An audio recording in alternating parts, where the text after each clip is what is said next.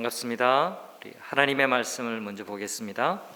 하나님의 말씀은 창세기 28장 10절부터 22절까지의 말씀을 보겠습니다. 화면을 보셔도 좋겠고요, 성경을 보셔도 좋겠습니다. 제가 한 절, 여러분 한 절 교독해서 함께 보겠습니다. 제가 먼저 합니다. 야곱이 브엘세바를 떠나서 하란으로 가다가 거기에서 하룻밤을 지내게 되었다. 그는 돌 하나를 주워서 베개로 삼고 거기에 누워서 자다가 꿈을 꾸었다. 그가 보니 땅에 층계가 있고 그 꼭대기가 하늘에 닿아 있고 하나님의 천사들이 그 층계를 오르락내리락 하고 있었다. 주님께서 그 층계 위에 서서 말씀하셨다. 나는 주 너의 할아버지 아브라함을 보살펴 준 하나님이요 너의 아버지 이삭을 보살펴 준 하나님이다. 내가 지금 누워있는 이 땅을 내가 너와 너의 자손에게 주겠다. 너의 자손이 땅의 티끌처럼 많아질 것이며 동서남북 사방으로 퍼질 것이다. 이 땅 위의 모든 백성이 너와 너의 자손 덕에 복을 받게 될 것이다.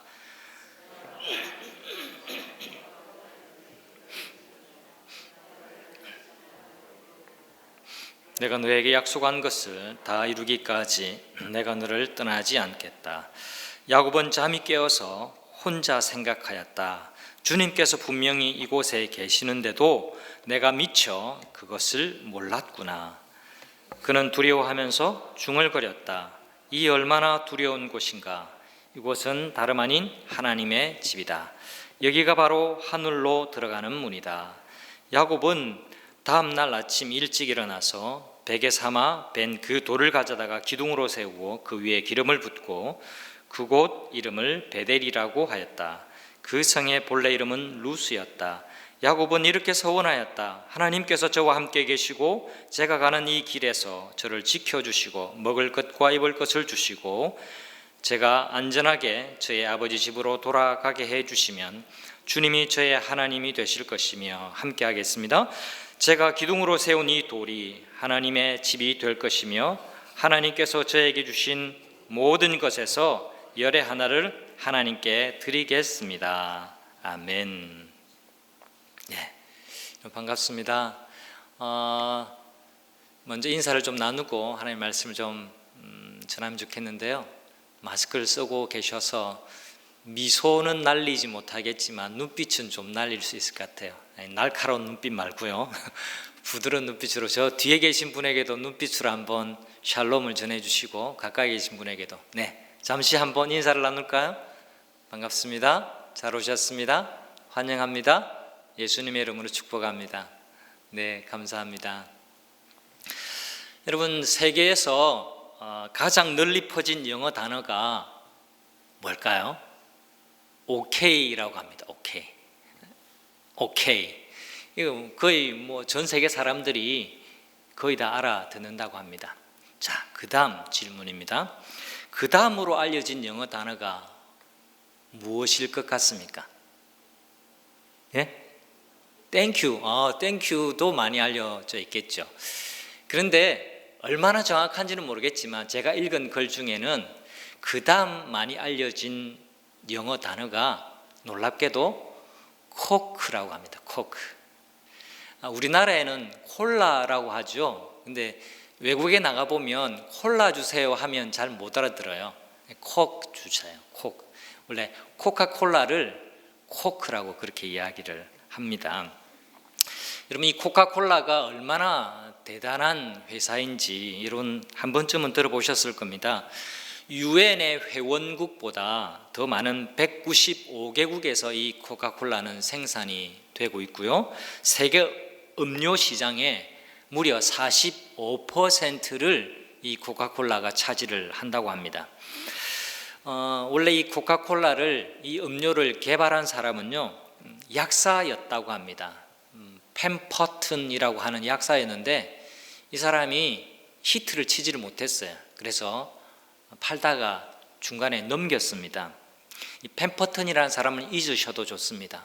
얼굴을 한번 띄워주시면 좋겠어요. 수염이 난 사람은 페퍼턴이라는 사람인데요. 근데 이 사람에게서 이 음료의 특허권, 판매권을 산 사람이 바로 밑에 있는 사진에 있는 아사 캔들러라는 사람입니다. 처음에는 코카콜라가 강장제 음료였습니다. 건강 음식이었다는 거죠. 그런데 이 맛을 보고 상품성을 알아차린 아사 캔들러라는 사람이 진짜 요즘 우리가 아는 코카콜라의 회사를 창업을 하게 되었습니다. 그때가 1891년이니까 얼마나 오래되었습니까?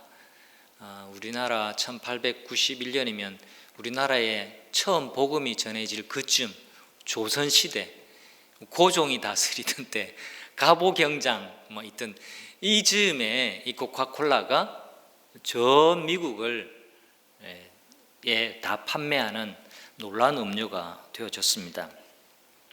그런데 이 코카콜라가 이렇게 유명한 회사가 되는 데는요, 어떤 전환점이 있었습니다.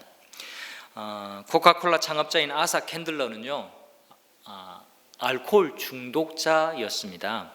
그는 항상 술에 취해 있었고 의지력이 약해서 주위 사람들에게 몇 번이나 금주를 선언했지만 성공하지 못했습니다. 번번이 금주의 결심을 실패했습니다. 그런데 어느 날 술에 취해서 집으로 귀가하고 있던 중에 벼락 같은 음성을 듣게 됩니다. 내적인 음성이죠. 뭐라고 마음속에서 벼락처럼 소리가 들리냐 하니까 자신의 본능적인 요구를 거절하는 사람이라야 성공한다 라는 이 음성을 그가 내면에서부터 듣게 되어집니다. 캔들러는 집에 돌아와서 자기 부인에게 이 이야기를 해주었는데요, 놀랍게도 그 부인이 하는 말이 바로 그 시간에 아내가 자기 남편의 이 알코올 중독을 끊어지게 해달라고 하나님 앞에 간절히 기도했던 때라고 그렇게 얘기를 해 주었어요. 이 얘기를 듣고 이 부부가 손을 붙들고 눈물을 흘리면서 함께 기도하고, 그때부터 이 아사 캔들러는 알코올 중독에서부터 해방되었습니다. 이때부터 캔들러는 수입의 10분의 1을 하나님께 바치기 시작했고, 그 후 장족의 발전을 거듭해서 세계적인 기업 코카콜라 회사로 발전하게 되었습니다. 처음부터 코카콜라가 큰 회사로 시작한 게 아니었거든요. 여러분, 누구에게나 인생의 전환점이라는 게 있습니다. 직진 인생은 없어요. 직진만 하고 그냥 그런 인생은 없습니다. 크고 작은 전환기라는 것을 우리는 만나게 되죠. 그 전환기라는 것이 꼭 한 번이 아닐 수가 있습니다. 사람에 따라서 여러 번일 수 있고요, 또 그 여러 번의 전환점을 통해서 그 사람이 놀랍게 변화되기도 합니다. 중요한 것은 누구든지 인생의 전환기라고 하는 것을 한 번 이상은 꼭 경험하게 된다라는 것입니다. 오늘 본문은 야곱의 인생이 전환되는 그 이야기를 우리에게 들려주고 있습니다. 야곱의 인생에 대박이 찾아오던 때는요, 형에게 팥죽 한 그릇으로 장자권을 샀던 그때가 아닙니다. 야곱에게 있어서 인생이 대박이 나는 때는요, 아버지와 형을 속여서 마치 자기가 에서인 척하면서 눈이 침침했던 아버지 이삭으로부터 장자의 축복, 그 기도를 받던 그때가 결코 아니었습니다. 야곱에게 인생의 전환점은 바로 28장 오늘 본문이었습니다. 다르게 표현하면 25장도 27장도 야곱에게 인생의 전환점이 아니었고, 진짜 야곱의 인생의 전환점은 28장에 이르러야 만나게 되는 것이죠. 사실 야곱의 생각에는요, 원래 그런 방식으로 자신의 인생이 대박나고, 그런 방식이라는 것은 형을 속여서라도, 아니 형의 약점을 붙들고서라도 팥죽 한 것으로 장자권을 사고, 또 속여서라도 아버지의 축복 기도를 받는 그런 방식으로 자신의 인생이 대박이 나고 인생의 대반전이 이루어질 거라고 그동안은 야곱이 그렇게 생각하고 살아왔습니다. 그런데 그게 아니었죠. 인생에 큰 반전, 위기가 오게 되어졌는데요. 27장 41절에 보면 이 모든 일 때문에 그의 형 에서가 너무너무 분노하고 열받아서 마음속으로 내가 동생 야곱을 죽이고야 말겠다라고 생각하고 그 생각을 엄마 리브가가 듣게 됩니다. 생각을 어떻게 듣게 되냐고요? 생각을 그렇게 먹으면요, 술 한잔 하고 흥분하면 남에게 이야기하게 되어 있어요. 그건 크게 중요한 건 아니고요. 에서의 마음 가운데 동생 야곱을 죽이고야 말겠다라는 분노가 싹터서 자칫하면 그 가정에 큰 불행이 닥칠지도 모르겠다라는 감을 그 엄마 리브가가 잡게 된 거죠. 그래서 어머니 리브가는 아버지 이삭을 설득해서 자기 친정 하란으로 보내서 피신하게끔 의논을 하게 됩니다. 결국 야곱은 어머니의 조언으로 또 어쩔 수 없이 형이 저렇게 분노해 있는 이런 상황이니까 목숨을 살기 위해서 하란으로 길을 떠나게 됩니다. 야곱은 앞으로의 인생이 얼마나 심하게 꼬여갈지 불안하기도 했을 것입니다. 집을 떠난 그날 밤의 이야기를 오늘 본문 우리에게 들려주고 있죠. 그 밤에 야곱은 철저하게 혼자였습니다. 아무도 의지할 사람이 없었습니다. 그동안은 엄마의 치마폭에 쌓여서 엄마가 하라는 대로, 너는 내가 시키는 대로 하라고 그렇게 해서 형의 옷도 훔쳐다가 입고 또 엄마가 시키는 대로 하라고 해서 손과 목덜미에 염소 가죽으로 둘러서 마치 에서인 것처럼 해서 축복 기도는 받기는 했습니다. 그런데 지금 그 의지하던 엄마도 없습니다. 의지할 사람 아무도 없는 그 밤이었습니다. 따지고 보면 야곱은 스스로 버림받을 짓을 한 거죠. 그런데 말입니다. 그런데 하나님은 찾아오셔서 야곱에게 만나주시고 말씀해 주십니다. 15절 말씀을 같이 한번 보실까요? 오늘 전체 본문 가운데 제가 묵상했던 주요 말씀은 주로 빨간색으로 표시를 했는데 여러분 같이 한번 보겠습니다. 15절 말씀을 보면 같이 한번 읽어볼까요? 시작. 내가 너와 함께 있어서 내가 어디로 가든지 너를 지켜주며 내가 너를 다시 이 땅으로 데려오겠다. 내가 너에게 약속한 것을 다 이루기까지 내가 너를 떠나지 않겠다. 여러분 지금 15절을 읽으실 때 배경을 생각하셔야 됩니다. 어떤 상황입니까? 방금 제가 설명을 드렸습니다. 아무도 없는 버림받은 것 같은 감정이 드는 때, 삶이 막막하고 내 인생이 왜 이렇게 꼬였나라고 생각하는 절망적인 그 날 밤에 하나님이 꿈속에 나타나셔서 이렇게 말씀해 주시는 겁니다. 내가 너와 함께 하겠다. 사랑하는 성도 여러분, 이 말씀을 보면서 우리 모두가 심령에 다시금 힘을 얻게 되시기를 주님의 이름으로 축원합니다. 하나님이 이렇게 허물 많은 죄인과 함께 하신다라고 말씀해 주고 계시기 때문에 그렇습니다. 이 말씀은 야곱에게만 주고 계시는 말씀이 아니라 바로 우리에게, 오늘 우리에게 주시는 말씀이기도 합니다. 주님은 넘어지고 쓰러진 야곱을 일으켜 세워주시면서 평생 같이 길을 걷겠다라고 약속해 주고 계시는 거죠.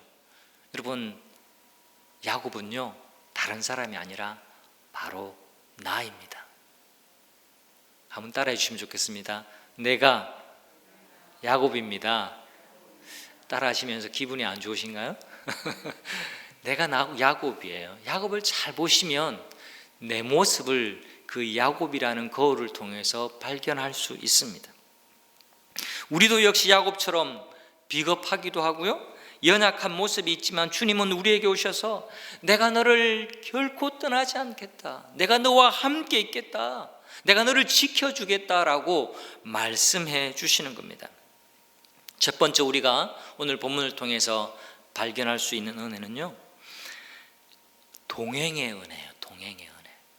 이 위기의 때에, 이 버림받은 것 같은 그런 감정으로 쓰러져 있는 그때에 하나님께서 동행의 은혜를 베풀어 주고 계시는 겁니다.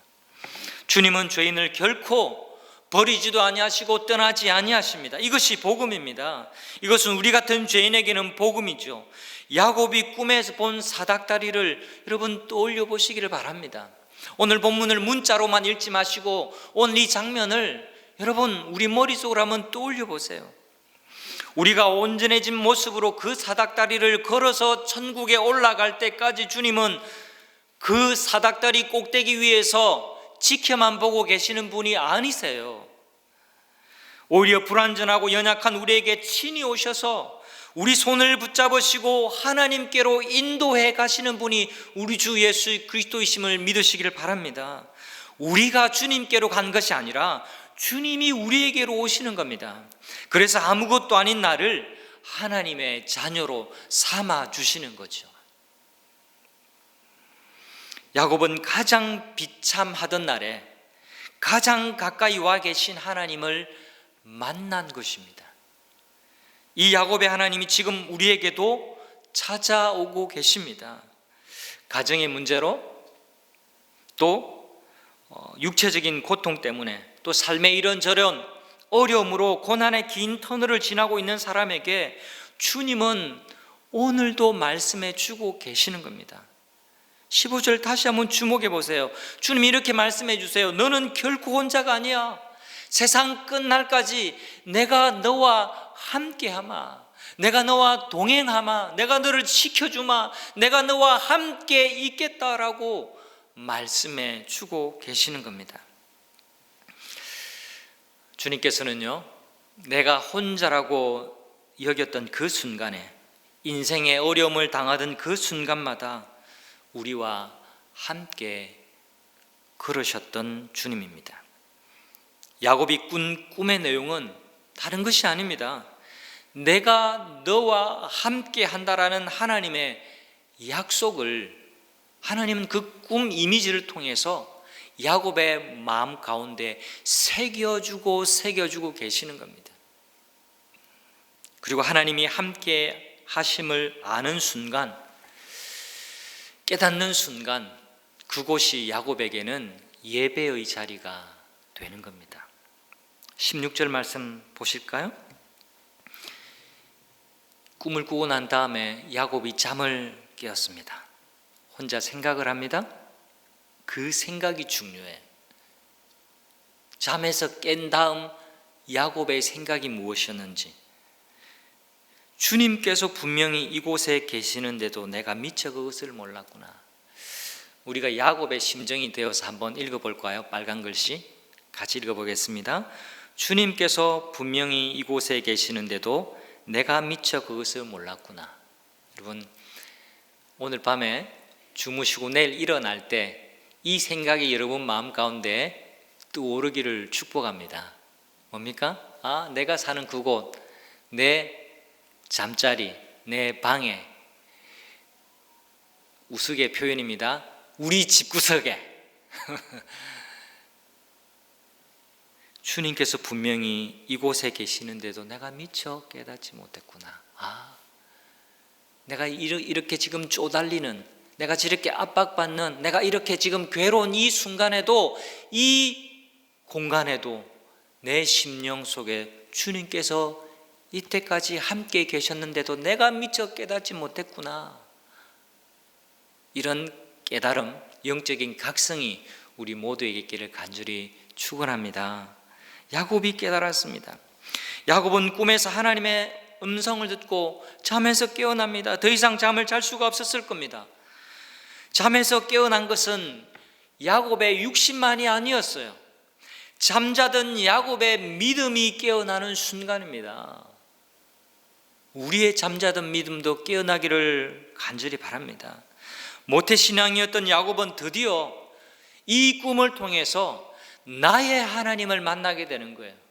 할아버지 아브라함의 하나님이 아니고 아버지 야곱의 하나님이 아니라 내가 이곳에서 만나게 되는 나의 하나님을 그가 배우게 된 것이죠. 주님께서 분명히 이곳에 계시는데도 내가 미처 그것을 깨닫지 못했구나. 이 표현을 긍정의 표현으로 바꿔볼까요? 나는 이제 깨달았도다. 주님이 이곳에 계시는 것을.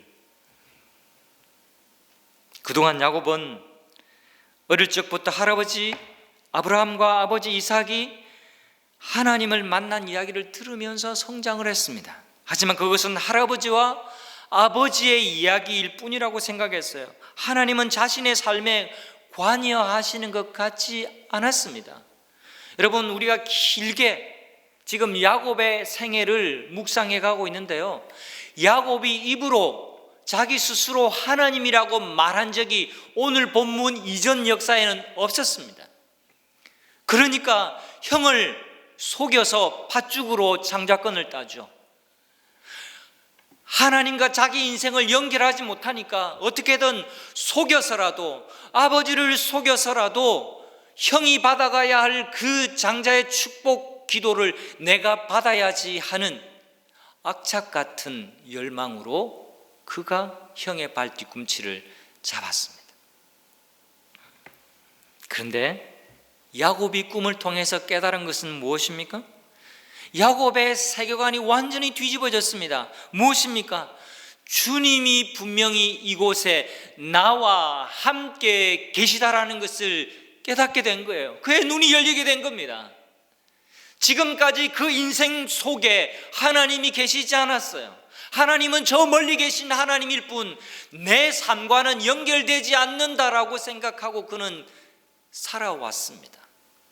그런데 드디어 하나님과 내 인생을 선긋기, 연결하기 시작한 사건이 오늘 꿈 이야기인 것입니다. 하나님이 여기 계신다. 여러분, 여기는 아무것도 아니에요. 그냥 하늘을 이불 삼고 돌을 베개 삼아 누워있는 이곳일 뿐, 이곳은 유명한 곳도 아닙니다. 그런데 놀란 것은 이곳에 누가 계시다고요? 하나님이 계시다고 놀라운 고백을 하고 있는 겁니다. 그 밤에 철저하게 혼자라고 느꼈는데 하나님이 나와 함께 계시다라고 고백하는 겁니다. 하나님이 야곱의 인생에 함께 하고 계시다라는 것을 꿈을 통해 보여주시는 것이죠. 이것이 동행의 은혜입니다. 내 곁에 아무도 없지만 별만 반짝이는 칠흑 같은 밤이지만 하나님이 이곳에 나와 함께 계시구나, 이 믿음을 붙잡는 순간 놀라운 평강이 야곱에게 찾아왔던 것이죠. 성도 여러분, 하나님이 계시지 않는 곳은 한치도 없습니다. 그러니 그 어디에 나가 하나님의 집인 것이죠. 우리가 이 믿음을 붙잡고 살기를 바랍니다. 높은 산이 거친들이 초막이나 궁궐이나 내 주 예수 계신 곳이 그 어디나 하늘나라. 아멘이십니까? 주님 계신 그곳이 하늘나라고, 내가 있는 이곳에 주님이 함께 나를 버리지도 떠나지도 아니하시고 내 형편과 사정 상관없이 변함없이 나와 함께 하시고 지켜주고 계시다라는 이 놀라운 믿음과 고백 말입니다. 하나님은 예배당에만 계신다라고 생각하니까 예배당 중심의 신앙생활을 하는 거죠. 그죠? 여러분, 우리가 코로나19 팬데믹 엄청난 사건을 겪고 있지만 어떻게 보면 이 코로나19의 팬데믹은 우리가 하나님을 내가 있는 그곳에서 더 예배하고 더 동행하며 더 경배하는 새로운 길을 열어준 또 다른 기회일 수 있다라는 생각도 해봅니다. 함께 모이지 못하는 그런 아쉬움과 안타까움이 분명히 있지만 이 차원 말고 다른 차원으로 나아가면 그동안 주일날 모이고 예배하고 또 흩어져서 주님을 까마득하게 잊고 살던 신앙인이었다고 한다면 다시금 정신 차리게 하는 새로운 신앙의 대격변을 하나님께서 우리에게 일으키시고 이 격변을 통해서 하나님을 더 바라보라고 하나님 우리를 이끄시는 것 아닐까? 이렇게 생각할 수도 있습니다. 그동안 많은 그리스도인들이 월, 화, 수, 목, 금, 토 살면서 노예배, 예배 없음, 노예배, 주일 예배, 또다시 노예배, 예배 없음, 주일 예배, 또 하나님 잊어버리고 그렇게 살았는지도 모릅니다. 그런데 이 코로나19 팬데믹은 우리에게 예배, 또 예배, 직장에서 예배, 가정에서 예배, 주님과 동행하면서 예배, 그리고 함께 모여 주일 예배, 그리고 또 예배, 부부 관계 가운데 예배, 자녀와의 관계 가운데 예배, 감사, 찬양, 예배, 우리의 일상을 하나님과 동행, 하나님의 은혜와 함께하는 것 날마다 누려야 된다라고 코로나19 팬데믹은 우리에게 영적으로 우리에게 외치고 있는지도 모릅니다. 한 가지 더 우리가 살펴보고 싶은 것은요, 이름 없는 장소 그곳이 하나님의 계신 곳이라는 사실입니다. 여러분, 성경을 읽으면서 주목해 보아야 할 것은요, 성경이 이 역사적인 진리를 한꺼번에 말하고 있지는 않습니다. 여러분, 우리가 방금 본문을 읽었으니까요, 이곳이 이름이 뭐라고요? 이름이 붙었습니다. 베델이라고요. 하나님의 집이라고요. 근데 이 이름은 야곱이 짓고 난 다음에 베델이 된 곳이죠. 그 이전에는 여기가 무엇이었을 것 같습니까? 그 성의 이름을 루스라고 하는데요, 아마 성 안에 있지는 않았을 것 같아요. 아무튼 이곳은요, 이름 없는 곳입니다. 별 다른 이름 없는 시골 종구석, 먼지 날리는 광야의 한 귀퉁이, 이렇게 생각해도 됩니다. 야곱은 대단한 동네에 다다른 것이 아닙니다. 그가 밤에 돌을 베개 삼아 누웠을 때 그 지명이 어딘지도 몰랐어요. 여러분, 옛날 사람들이 막 우리처럼 여행 지도가 있거나 앱을 깔아가지고 자기가 어디에 있는지 내비게이션 열어가지고 지금 어디쯤에 있는지 그걸 보던 시대가 아니었어요. 생애 처음으로 도달한 어떤 한 지명이었을지도 모릅니다. 아니, 그랬을 가능성이 훨씬 더 큽니다. 왜냐하니까 지금 부모님과 함께 살고 있던 이 브엘세바와 지금 가고자 하는 하란 땅은 800km 이상이나 떨어진 곳이거든요. 옛날에 그 정도의 여행을 거의 하지를 않았습니다. 몇 달이나 가야 도달할 멀고 먼 여행길이었습니다. 이름 없는 한 장소에 다다랐을 뿐이죠. 그런데 하나님이 그를 거기에서 만나 주셨습니다. 그래서 야곱의 여행은요, 순례의 길이 되는 겁니다. 순례길.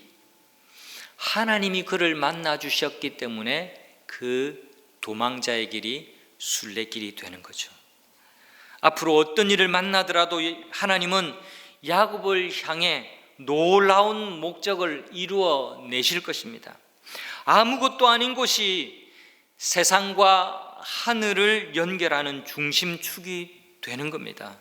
그래서 야곱은 그 장소에 베델, 하나님의 집이라고 하는 독특한 이름을 갖다 붙이고 있는 겁니다. 성도 여러분,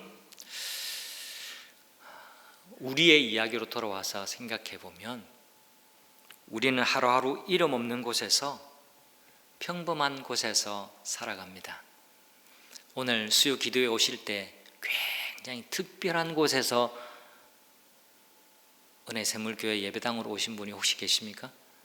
나는 특별한 곳에서 역사적인 사건이 이루어지는 그런 곳에서 나는 오늘 기도하러 왔다, 이런 분 계신가요? 아닐 겁니다. 평범한 곳에서 있다가 이 자리에 오셨죠? 네, 우리가 살아가고 있는 곳이 평범한 곳입니다. 다르게 말하면 야곱이 누웠던 그곳, 아무것도 아닌 그곳, 어제가 오늘 같고 오늘이 내일 같은 그곳일 수 있습니다. 평범한 일상의 삶을 살아가고 있습니다. 그러나 중요한 것은요, 일상적이고 소소하고 평범하다고 해서 결코 의미가 없지 않다라는 사실을 꼭 기억하시기를 바랍니다. 오늘 본문을 보세요. 평범하고 소소하고 아무것도 아닌 것 같은 이곳이 야곱이 하나님을 만나는 곳이 되니까 이곳이 하나님의 집이 되는 겁니다. 무한한 의미성으로 여러분의 일상의 삶은 가득 차 있다는 것을 기억하시면 좋겠습니다. 그곳이라고 불리는 이름 없는 장소라고 우리가 소홀히 여기면 안 돼요. 그곳이 바로 베델입니다. 야곱이 하나님을 만났던 그 오래전의 장소가 베델이었다면 여러분이 계시다가 오늘 기도회 하러 나온 그곳, 여러분이 일상을 소소하게 살아가는 바로 그곳, 여러분이 설거지도 하고 빨래도 하고 그 다음에 밥도 짓고 아주 평범하게 살아가고 있는 그곳, 여러분의 몸을 쉬기도 하고 누이기도 하고 그냥 즐거운 삶을 살기도 하는, 또 괴로움을 견디기도 하는 그곳이 바로 하나님을 만나는 곳 베델이 될 수 있다는 사실, 아니 베델이라는 사실을 여러분 꼭 마음에 기억하시기를 간절히 바랍니다. 여러분, 내가 사는 평범한 장소, 시간이 특별하고 놀라운 시점이 됩니다. 어떻게 해요? 그곳이 하나님을 만나는 곳, 하나님을 만나는 시간이 될 때 그렇게 변화되는 겁니다. 유대인들의 이야기를 담은 하시딤이라는 책이 있습니다. 하시딤에 보면 이런 이야기가 나와요. 한 어머니가 자기 아들을 데리고 랍비에게로 갔습니다. 옛날에는 스승을 이렇게 연결해 주거든요. 그래서 랍비에게 가서 배우고 그 밑에서 이 도제 형식으로 그렇게 가르침을 받았는데요. 아들이 똑똑하니까 랍비에게 데려갔겠죠. 그때 랍비가 이 아이를 테스트해 보려고, 아무나 제자로 받아들여주질 않습니다. 테스트해 보려고 질문 하나를 했습니다. 뭐라고 질문했냐니까, 얘야, 하나님은 어디 계시니? 그걸 내게 말해주면 내가 너에게 동전 하나를 줄게. 이렇게 물었습니다. 근데 이 아이가 대답했습니다. 랍비님, 제가 하는 질문에 대답을 해주시면 저는 랍비님에게 동전 2개를 드리겠습니다. 랍비님, 하나님이 과연 어디에 안 계신지 제게 말씀해 주십시오.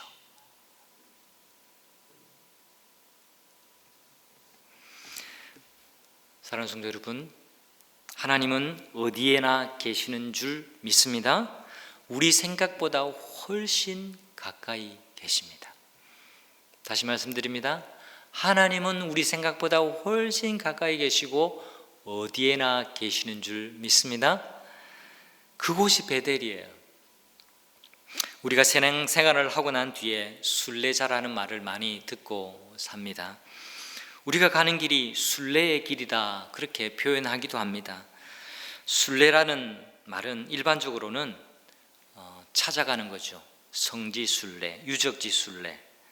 이처럼 신앙적인 순례를 하나님을 찾아다니거나 천국으로 가는 길을 발견하는 것으로 이해하기 쉬운데 꼭 그렇지는 않습니다. 순례는 오히려 우리가 최종 목적지에 도달할 때까지 우리 자신이 하나님 안에서 발견되는 겁니다.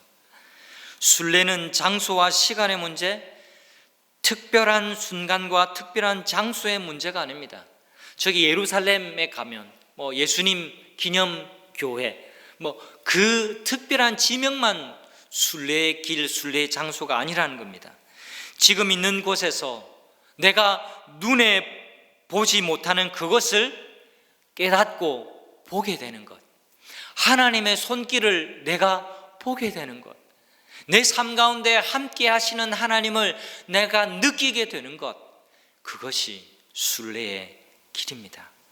야곱은 지금 자기 입장에서는 도망자의 길에 오른 것입니다만, 하나님은 야곱을 더 가까이서 만나기 시작하는 겁니다. 야곱은 먼 순례길에 오르게 된 겁니다. 그렇기 때문에 순례자의 삶은요, 내가 살아가는 그곳에서, 내가 사는 그 시간에서 하나님의 열린 세계를 보고 경험하는 것, 그것이 순례자의 삶입니다. 성도 여러분, 하나님은 순례의 길을 걸어가는 우리들에게 오늘도 가르쳐 주고 계십니다. 우리가 힘들고 어려울 때마다 우리에게 알려주고 계세요. 우리가 의지할 것은 세상의 힘이 아니라 하나님이시라는 것을 오늘 야곱의 이야기는 우리에게 가르쳐 주고 있습니다. 야곱의 꿈이 우리에게 들려주는 이야기가 바로 그것입니다. 야곱은 베델에서 하나님을 경험하기 전까지는요, 무엇이든지 움켜잡는 삶을 살았습니다. 태어날 때부터 형의 발목을 잡고 태어났습니다. 그래서 이름이 야곱이에요. 형의 발꿈치를 잡았다. 그리고 우리가 지금까지 묵상해 온 것처럼 끊임없이 형의 발 뒤꿈치를 붙잡고 그 축복이 자기에게로 오도록 몸부림하는 삶을 살았던 것이 야곱의 인생이었습니다. 그러나 야곱은 이곳에서 하나님이 보여주시는 꿈을 통해서 달라져야 하는 것을 깨닫기 시작합니다. 그는 발 뒤꿈치를 잡는 자에서 이제 하나님을 붙잡는 자로 바뀌고 있습니다.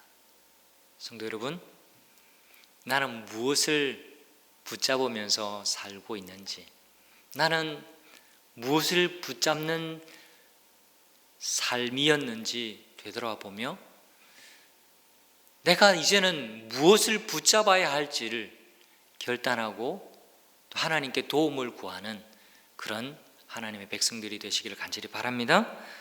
그래서 야곱은 이렇게 서원을 합니다. 오늘 읽은 본문의 마지막 구절이죠. 하나님께 드리겠다고요. 하나님께 드리겠다고. 그리고 이곳이 하나님의 전이 되겠다고 약속합니다. 이때까지 움켜쥐었던 자가 하나님께 드리는 자로 그 인생이 전환되기 시작합니다. 이때까지 야곱은 한 번도 하나님께 드린 적이 없습니다. 누구에게도 양보한 적이 없습니다. 늘 움켜쥐려고만 했죠. 그런데 하나님께 드리기 시작합니다. 최초의 기록입니다. 사랑하는 성도 여러분, 하나님께 주목하는 것으로 새롭게 시작할 수 있음을 기억하는 우리 모두가 될 수 있기를 간절히 바랍니다. 여러분, 하나님을 주목하십시오. 야곱과 같은 꿈이 오늘 우리가 잘 때에 꾸어질지 모르지만 우리는 그보다 더 선명한 놀라운 하나님의 말씀이라는 꿈을 이렇게 하나님으로부터 받아놓고 있습니다. 그것이 무엇입니까? 내가 이름 없는 그곳, 네가 사는 그곳, 네가 호흡하며 살아가고 있는 그 일상 속에 내가 너와 함께 한단다. 내가 너를 지켜준단다. 내가 너를 이끌고 간단다 라고 하시는 그 하나님의 말씀 말입니다. 그렇기 때문에 오늘도 함께 하시는 하나님을 주목하십시오. 그러면 우리 모두의 삶이 새로운 인생의 전환점 안으로 들어가게 될 줄 믿습니다. 이것을 기억하고 열린 세계를 향해서 한 걸음 더 나아가는 복된 남은 한 주간 되시기를 우리 주님의 이름으로 간절히 축원합니다. 아멘.